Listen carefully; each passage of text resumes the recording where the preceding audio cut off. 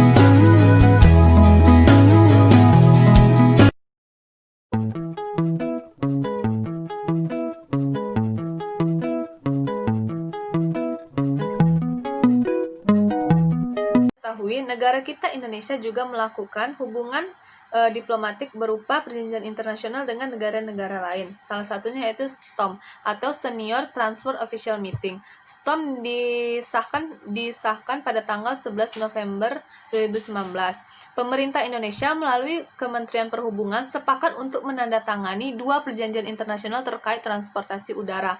Yang pertama yaitu Protocol to Implement the 11 Package of Commitment on Air Transport Service under the ASEAN Framework Agreement on Service atau protokol untuk melaksanakan paket ke-11 komitmen jasa angkutan udara dalam persetujuan kerangka kerja ASEAN di bidang jasa.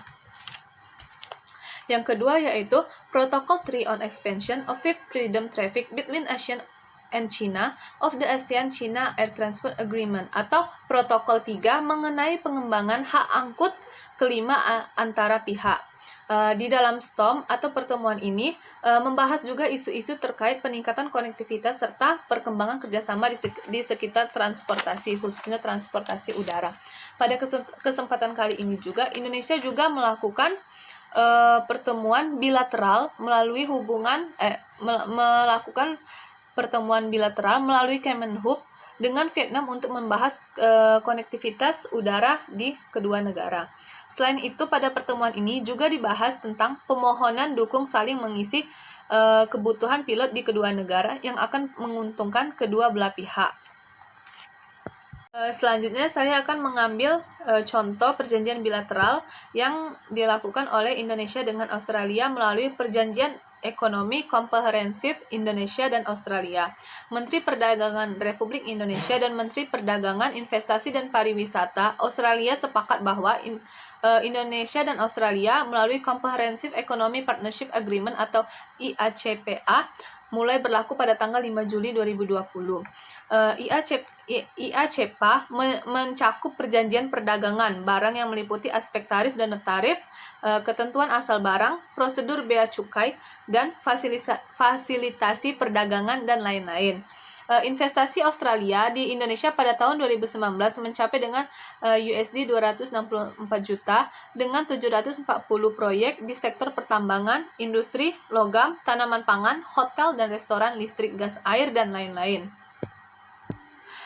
Perjanjian ini memberikan manfaat bagi para pelaku usaha di Indonesia melalui penghapusan seluruh tarif bea masuk Australia, sehingga semua produk Indonesia yang masuk ke pasar Australia akan menikmati tarif 0%. Produk ekspor yang Indonesia lakukan berpotensi meningkat ekspornya antara lain yaitu pada bidang otomotif, kayu, dan turunannya, termasuk dengan furnitur, tekstil, dan produk tekstil, alat komunikasi, dan peralatan elektronik. Indonesia juga mendapatkan program peningkatan sumber daya manusia seperti pendidikan vokasional dan program magang yang disusun berdasarkan kebutuhan sektor industri Indonesia. Kelak akan tersedia lagi 200 visa magang di 9 profesi di sektor prioritas, yaitu pendidikan, pariwisata, telekomunikasi, energi, pertambangan, pariwisata, dan konstruksi. Di sisi lain, dengan adanya IA-CEPA ini, investor Indonesia juga akan lebih terlindungi dalam melakukan ekspansi usaha dengan melakukan penanaman modal di Australia.